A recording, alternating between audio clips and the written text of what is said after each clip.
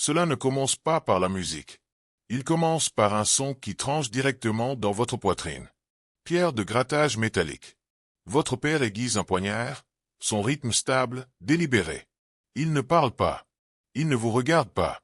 Il aiguise. De l'autre côté de la pièce, ta mère bascule d'avant en arrière, serrant son chapelet.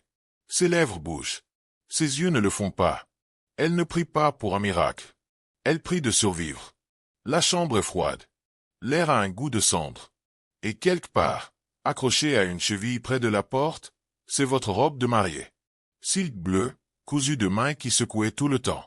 3 mois de céréales, échangés contre une seule journée de cérémonie. 3 mois de nourriture, en échange de votre enfance. Aujourd'hui, c'est le jour de votre mariage. Vous avez 12 ans. Ce n'est pas une célébration. Ce n'est pas l'histoire qui vous a été racontée. Il s'agit d'une transaction. Et ton corps est le prix. Il est suspendu par le feu, immobile. La soie attrape la faible lumière comme l'eau, mais elle ne scintille pas. Il attend. Bleu, profond comme minuit. Teint avec de l'indigo si coûteux, il a vidé 3 mois de céréales de votre maison. 3 mois de faim pour une journée d'affichage. Pas de joie. Pour la valeur. Ta mère l'a cousu avec des mains calmes. Son aiguille bougea, mais ses yeux sont restés vides. Ce n'est pas une robe. C'est un linceul. Et quand il l'attache autour de votre taille, cela ne vous élèvera pas dans la féminité. Il vous enterrera en dessous. Il n'y a pas de dentelle. Pas de fleurs. Pas de voile. Juste le poids d'une promesse que personne ne vous a demandé de faire. Vous n'avez jamais été consulté, seulement mesuré. Pas pour le bonheur. Pour la pureté. Pour la fertilité. Pour l'obéissance. Votre enfance ne se termine pas. Il est vendu. Vous n'êtes pas la mariée. Vous êtes la puce de négociation. Un contrat scellé dans la peau humaine. Il est assis à travers la table de votre père, une bague lourde sur son doigt, tachée d'huile de viande rôtie. Sir Geoffrey de Hautfort. 43. Récemment veuve. Propriétaire de 3 manoirs, 2 chiens de chasse et plus de 200 cerfs. Il ne vous regarde pas. Il vous examine. Votre père lit à haute voix les derniers termes. Votre nom. Votre lignée. Vos marques argentées à dot, 50. L'accord est clair. Vous êtes jeune, intact et en stock noble. Vous porterez des héritiers. Vous les soulèverez en son nom. Vous ferez comme on vous le dit. C'est tout ce qui compte. Vous vous tenez derrière eux en silence, les mains pliées, essayant de ne pas respirer trop fort. Vous n'êtes pas une fille dans cette pièce. Vous êtes une entrée de grand livre. Les négociations ont pris des jours. Pas parce que l'accord était complexe, mais parce que votre père voulait extraire tous les avantages possibles de la vente. Plus vous apparaissez obéissant, plus votre valeur est élevée. Plus vous êtes plus jeune, plus le modèle est facile à mouler. Vous n'avez jamais rencontré cet homme. Et cela n'a pas d'importance. Vos poupées sont toujours au chevet. Vos genoux sont meurtris à partir de jeux que vous avez joués 2 étés trop récemment. Vous rêvez toujours d'histoires où l'amour est gagné, non attribué. Mais ce n'est pas un rêve. C'est l'économie de la survie. Et vous êtes la monnaie. La porte de l'église y draque comme une bouche en pierre. À l'intérieur, il fait plus froid que l'air à l'extérieur. Le prêtre attend déjà, robe pressée, expression sculptée à partir de cendres. Il ne sourit pas. Il ne vous regarde pas. Il l'a fait trop de fois. Vous avancez, non porté par la joie, mais poussé par le devoir. Vos pieds se déplacent parce qu'ils doivent. Pas vers un avenir, mais dans un contrat. Les villageois se rassemblent derrière vous. Ne pas célébrer. Témoigner. Il n'y a pas de violon. Pas de fleurs. Respirez simplement dans le froid et le murmure des mots latins que vous ne comprenez pas. Ils n'attendent pas votre réponse. Ils ne demandent pas si votre cœur est d'accord. Le consentement n'est pas requis. Vous avez 12 ans. Votre père parle pour vous. Et son « je fais » est le seul qui compte. L'anneau Sir Geoffrey glisse sur votre doigt est en fer. Pas de l'or. Pas chaud. Iron, inhabituel, sans fioriture et plus lourde qu'il ne devrait l'être. Cela traîne votre main, comme une manche faisant semblant d'être une promesse. Ce n'est pas un mariage. C'est un sceau légal. Une performance avec des robes et des mots et des rituels. Destinée à rendre le vol sacré. Et quand tu chuchotas, je le ferai. Vous l'entendez à peine vous-même. Parce que quelque chose à l'intérieur de vous est déjà devenu silencieux. La salle sent la viande rôtie et la fumée de pain.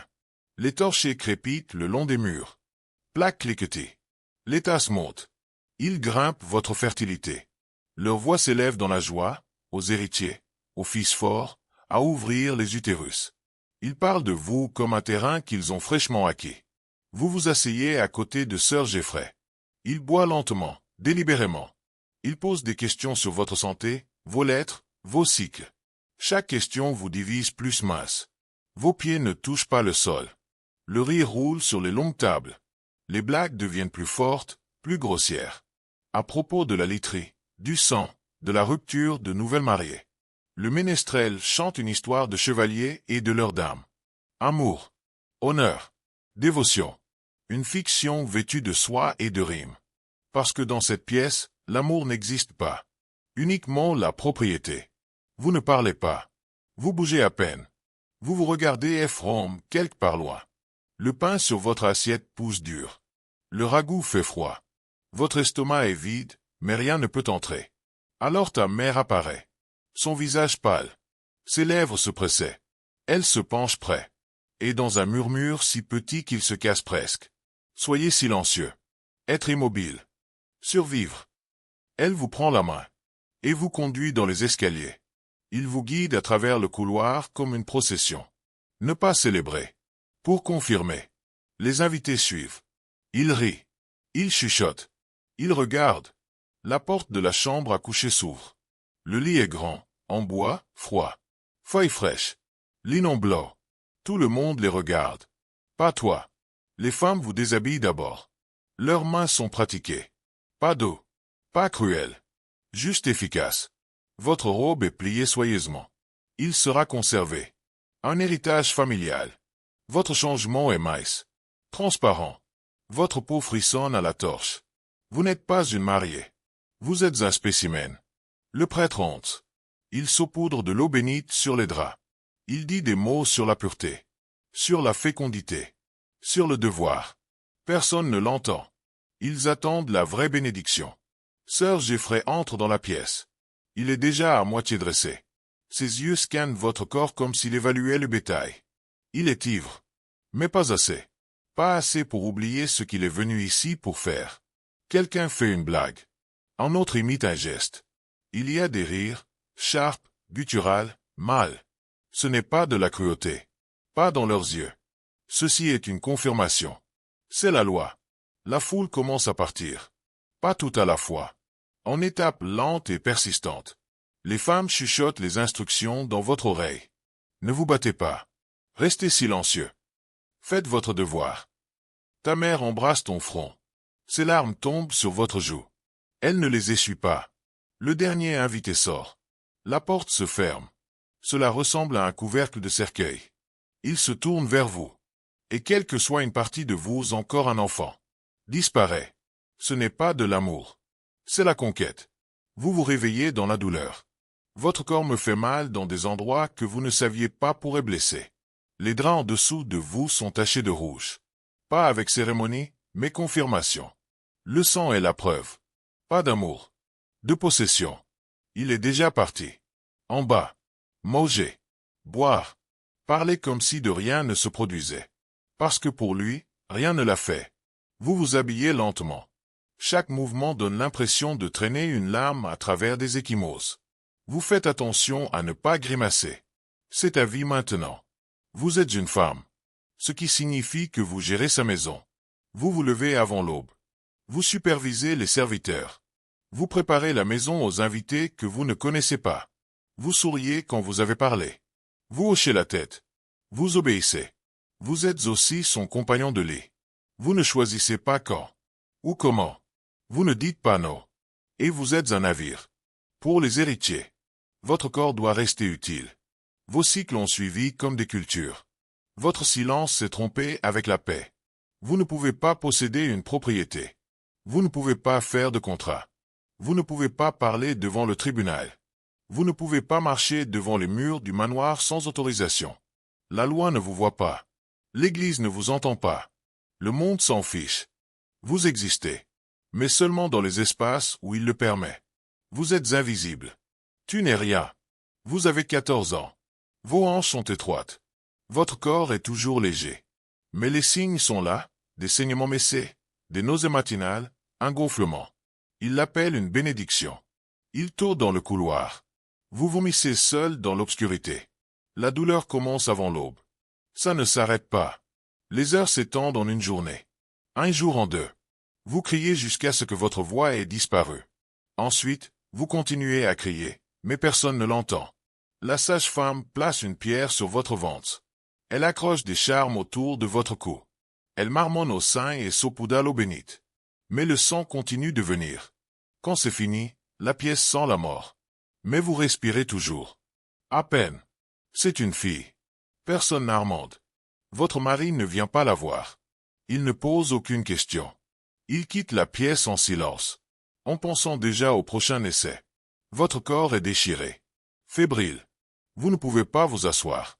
Vous ne pouvez pas arrêter de trembler. Mais 2 mois plus tard, il retourne dans votre lit. Vous essayez de dire non. Vous expliquez que vous saignez toujours. Toujours cassé. Mais votre voix n'est pas une loi. Votre corps n'est pas le vôtre. Une autre grossesse. Une autre fille. Une autre déception. Au moment où vous avez 17 ans, vous avez accouché 4 fois. 2 enfants sont morts. Vos dents sont lâches. Vos cheveux se réjouissent. Vous vous déplacez comme une femme 2 fois votre âge. Et vous êtes toujours un adolescent. Votre corps échoue. Votre esprit est plus silencieux chaque jour. Pas de la paix, mais de la défaite. Vous pleurez après la 4e naissance. Pas de la douleur. De la peur. C'est une autre fille. Vous savez déjà ce que cela signifie. Un autre corps à vendre. Un autre silence attendant de se produire. Votre mari vous regarde pleurer. Puis vous frappe. Une grève. Faire le ménage. Aucune explication. Vous apprenez rapidement.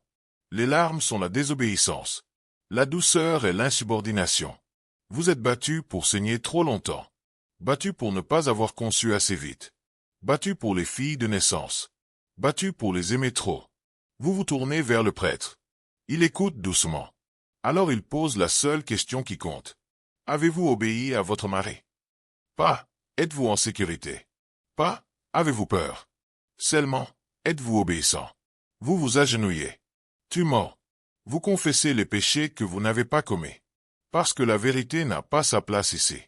Vos filles grandissent. Ils s'accrochent à votre jupe.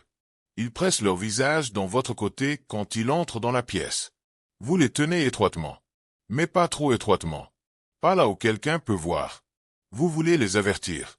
Tu veux crier. Courez. Ne deviens pas moi. Mais les mots ne viennent pas. Parce que même l'amour, le mauvais genre d'amour, peut être puni. Tu es leur mère. Mais le monde en est propriétaire. Tout comme il vous a possédé. Il meurt lors d'un voyage de chasse. Jeté de son cheval. Un coup cassé. Rapide. Faire le ménage. Vous avez 32 ans. Il n'y a pas de pleurs. Pas de vous. Pas d'eux. Parce que le domaine ne vous passe pas. Il passe à son frère. Et toi? Vous êtes un détail restant. Un inconvénient qui doit être résolu. Les négociations commencent avant la fin de l'enterrement. Vous êtes moins cher maintenant. Plus une vierge. Plus jeune. Mais vous êtes toujours fertile. Toujours utile. L'homme qu'ils choisissent est plus âgé. Veuve. Avec des fils adultes et pas de patience. Sœur Richard. Vous le rencontrez une fois. À fond. Il ne vous parle pas. Il parle de vous. Le mariage est silencieux. Pas d'invité. Pas de fête. Juste un contrat. Il suffit de transférer. Et puis, un nouveau lit. Une nouvelle porte qui se verrouille de l'extérieur. Un nouveau nom que vous ne voulez pas apprendre. Il vous bat différemment. Pas dans la rage. Mais pour l'amusement. Parfois avec des mots. Parfois avec les poings. Parfois avec le silence qui dure des jours. Il n'y a pas de rythme à sa cruauté. Uniquement routine.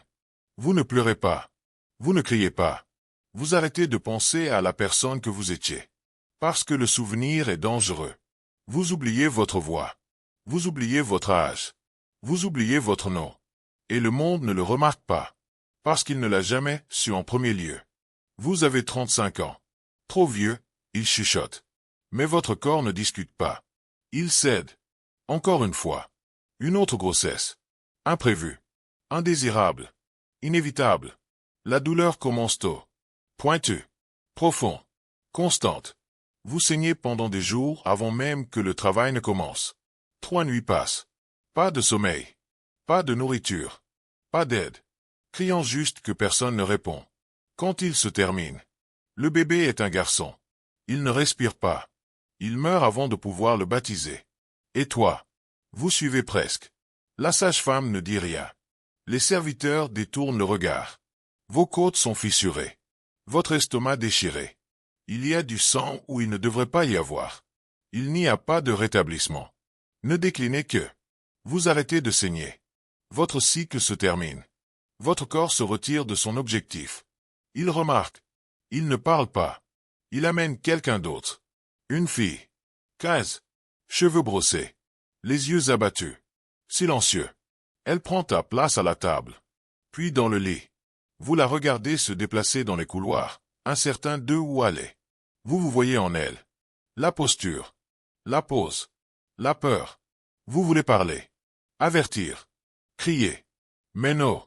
Parce qu'elle ne serait pas autorisée à écouter. Et vous n'êtes plus autorisé à parler. Vous mourrez à 38. Fièvre, disent-ils. Épuisement. Pourriture de l'intérieur vers l'extérieur. Pas d'autopsie. Aucun outrage. Juste silence. Les funérailles sont silencieuses. Le prêtre lit les rites. Vos enfants se tiennent en noir. Votre mari essuie une larme de son œil. C'est pour le spectacle. Il parle déjà à une autre famille. Une autre fille. 14 cette fois. Votre nom est sculpté sur une pierre. Juste votre nom. Pas de date. Aucune histoire.